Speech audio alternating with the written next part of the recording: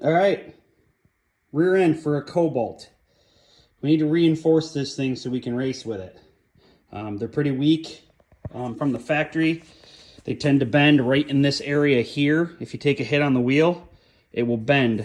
For some reason, it buckles this piece up right here, so you got to put a piece of metal across here. Also, you'll see they didn't weld inside here from the factory. You weld inside there to strengthen this plate's attachment to this. That's all we used to do, but we found out over time that the material itself that General Motors is using is pretty weak. And they tend to break this weld off right here. So then you got to wrap a strap around the outside of this. All right. So first steps, get it all prepped, get the paint off it. Step one's complete. You can see we welded inside there. We put this piece of flat stock across here. One thing about this piece of flat stock is you want to tip it back far enough so you can get an extension in here to get to these wheel bearing hub nuts that are on here. So make sure you tip this back far enough, don't stand it straight up in the air.